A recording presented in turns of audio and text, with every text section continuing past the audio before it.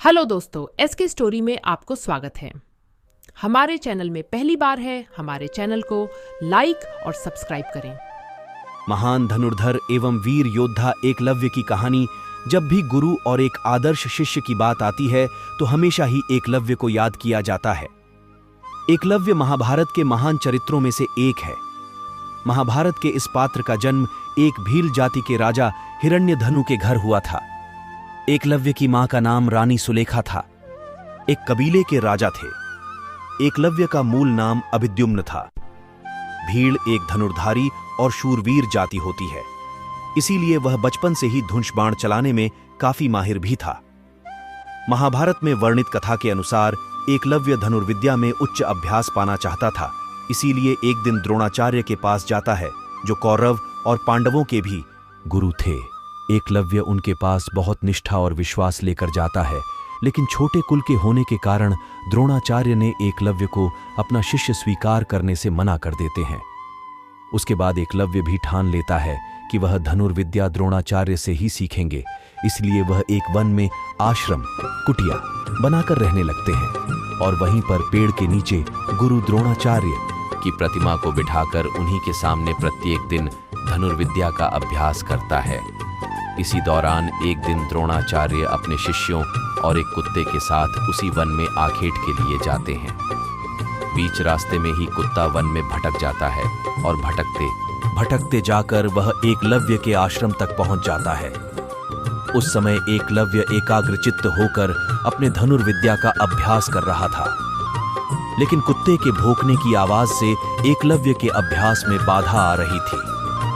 तब एकलव्य ने अपने कौशल से कुत्ते के मुंह में इस तरह बाण चलाए कि कुत्ते को जरा सी भी आहत नहीं पहुंची और उसका मुंह भी बंद हो गया। उसके बाद कुत्ता भी असहाय होकर वापस द्रोणाचार्य के पास चला गया। वहां पर द्रोणाचार्य और पांडव कुत्ते के इस हालत को देखकर आश्चर्यचकित रह गए। उन्हें जानने की तीव्र इच्छा जागी कि आखिर किस धनुर्धर ने इतने कुशल तरीके से कुत्ते के मुंह में इस तरह बाण चलाए हैं।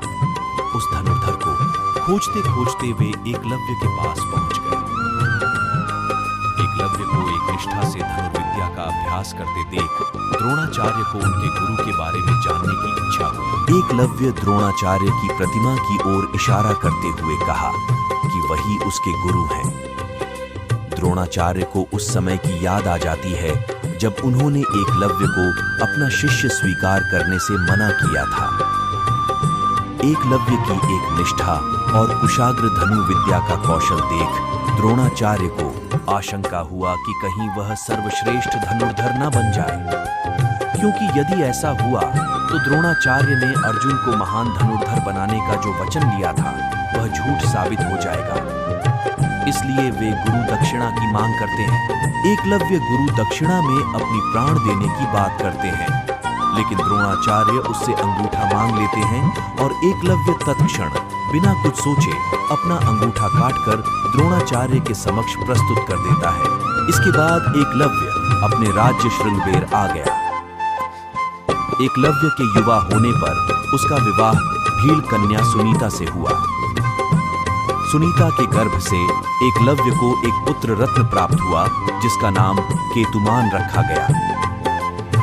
एकलव्य अपने पिता की मृत्यु के बाद श्रृंगबेर का शासक बन गया।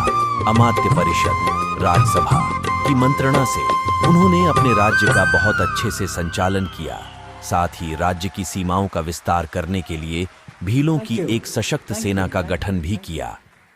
एकलव्य की मृत्यु के बाद एकलव्य के पुत्र केतुमान ने वहां का राजकाज संभाला और बड्डी कुशलता से राज्य का संचालन किया। बात करें एकलव्य की मृत्यु की, तो महाभारत के कथाओं के अनुसार एकलव्य ने राजा बनने के बाद जरासंध का साथ दिया था। मथुरा के खिलाफ आक्रमण में उन्होंने अकेले ही बहादुरी से यादव वंश के हजारों सैनिकों को मार गिराया था।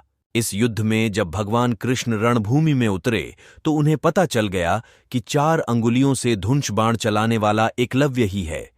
इसी युद्ध में भगवान कृष्ण के हाथों एकलव्य को वीरगति प्राप्त हो गई।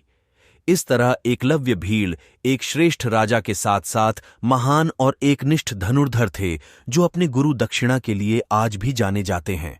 हेलो दोस्तों, एसके स्टोरी में आपको स्वागत है। हमारे चैनल में पहली बार है, हमारे चैनल को लाइक और सब्सक्राइब करें।